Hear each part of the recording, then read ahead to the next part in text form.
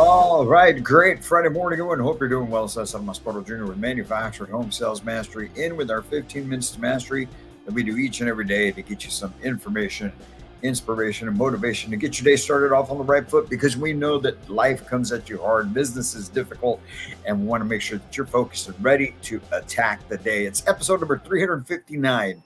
We're 6 days away from 1 year straight of 15 minutes to mastery. And today we're wrapping up on building rapport, and we saved the best for last. We saved the best for last because we're talking about building rapport with challenging customers, with tough customers, with those ones, those bulls, the ones that you just feel like they don't want to be here. They don't want to answer these questions. They don't want to even talk, right? We've all been there. But hey, Peter Brumbook says, when we avoid difficult conversations, we trade short-term discomfort for long-term dysfunction.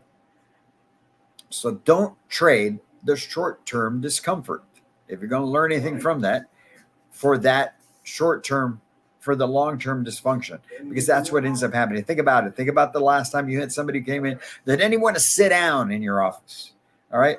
Doesn't want to sit down. So now you're trying to start up a conversation with somebody that just is not even wanting to talk. Right? It's inevitable. We have those guarded customer skepticals and just the straight up difficult people that do not want to even give you an inch. But don't worry, that's part of it. And they're more scared than you are. So just let's start right there, okay? But let's get into why are some of these customers challenging? It's also it's because of the preconceived notions. It's the past experience. Maybe they went somewhere else that they just hated the whole experience they went through. You don't know what's been going on, right? But usually it's just they think they're coming in to buy a home. They want to buy a home. You're there, so they look at you as a salesperson as opposed to a consultant. So that's why it's very important that from the moment you greet them at the door, that you come across professional, that you are on point, that your first impression is the best one, right? But there's things that could be in their head, man, financial concerns, they're skeptic, they've got credit issues and they just don't want to talk about it, whatever it may be. There's all these different things. So we need to use empathy. We need to care. We need to make sure that we understand that we're there to help, right? And when you can do that, and you can have a conversation where you can listen to them without being defensive, without getting upset, bothered because they're not willing to comply with what you're trying to get done, you're going to be a little bit more likable, first of all. And second of all, you're going to earn their trust, or you've just got to earn it. All right. So don't defend your position. Don't defend your thoughts. Don't defend the product. They start bashing it. Just go with it, but keep providing the information that you would normally do. But when you don't get defensive, you can diffuse a lot of the tension that may come, right? Uh, Things like mirroring their body language, their tone, obvious. Those are obvious things, right? We hear about it, we talk about it all the time. But when you do that, it helps them settle down. And when you can address the objections, if they say something that would strike a nerve with you, if you can address objections with patience, you're going to go a long way. But the most important thing is this: you got to be able to find a way to establish common ground as soon as you possibly can. So pay attention to the person. Notice what they're wearing. Notice something about them. Whatever you can grab onto as a commonality between you and that person is going to make it easier to be able to build the rapport with these challenging customers. Because here's the thing: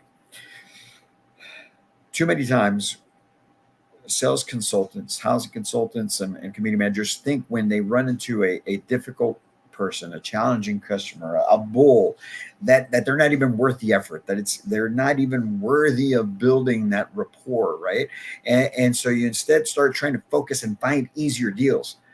As a matter of fact, we were having that conversation here yesterday about, making sure that the sales staff is up to par so that they're not just looking for the easy lay down. They're not just trying to make a deal. They're actually trying to help people out and build value along the way, right?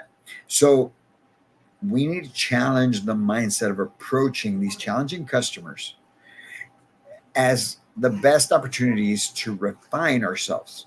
We got to look at these difficult customers, the opportunity to improve our game, to improve our communication skills, to improve what we do as professionals. And then as you start to do that, these difficult situations are going to teach you patience. They're going to teach you empathy. They're going to teach you ways to adapt to other people so you can join these high level, high performing sales consultants, because that's what they really, really do well. So we want to make sure that instead of thinking of these people as not worth the time, that we think of them as a challenge, that we think of them as an opportunity to grow, that we think of them as a great potential buyer, right? So let me tell you here, we're going to run through the top 5 ways for you to be able to build rapport with these challenging customers. First, you got to empathize, you got to validate their concerns. You have to care, and you have to make them understand that you understand what they're going through, that you understand why they feel the way they do, that you understand that, sir, I know that you don't want to sit down right now, and I can appreciate that, but believe me, I am here to help you in the best manner possible. If you just allow me these next 5-10 minutes to get some information, I'm going to help you in the best way possible. I'm not here for anything else but to provide you the information you need. When you can approach them in that manner, it's going to start to go a long way with those people. But you got to listen without preparing to respond. Listen to understand. Don't listen to respond. A lot of times, because we're in that tense moment, we start to just want to interject. We start wanting to finish their sentences. We want to start just interrupting them. And that actually works against you. So just listen, be patient. And then once you have the opportunity, you respond, right? The third thing you can do is mirror, like we said, their body language, their tone, mirror them, and they become more comfortable. And when you can do that, and also any objections you may run into, reframe them in a positive light. Here's the thing, and this is another thing we've been talking about here at Mobile Home Masters, and Ray can back me up on this, right? You've got to look at challenges as a positive opportunity. Everything is great news. Everything is an opportunity to make things right. There is an opportunity to excel. An opportunity to excel. There you go. Way to go, Ray. I like that. It's an opportunity to excel. Don't look. It's the glass is half full, man. It's not half empty. All right. The deal is not dead until I prove that it's dead. That customer can buy until I prove they can't buy. No matter what they say, what they do, no matter whatever red flags may pop up, you got to work through them until you definitely prove that it cannot be done. But you reframe objections in a positive manner. And lastly, fifth thing you can do, the best ways you can build rapport with challenging customers, is highlight the common goals. They're there for a reason. What's that reason? To get a home. And when you can highlight that you're there to help them and anybody else get a home, how you benefit as well, they're going to benefit, you're going to benefit. And as long as we work together as a team, Mr. and Mrs. Customer, we're going to be just fine.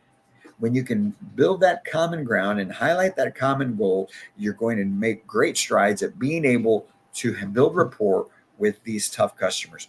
Go on out there this Friday, do great things, set up a fantastic selling Saturday, and let's make this weekend your best weekend yet so that you can do great things. Don't forget, folks, November 18th and 19th, 2025 Path to Mastery event, where we're doing a whole bunch of training on time management, leadership, professional development, and goal setting. We're going to actually all work together and set goals for 2025 and an action plan so that you can make 2025 your best year yet.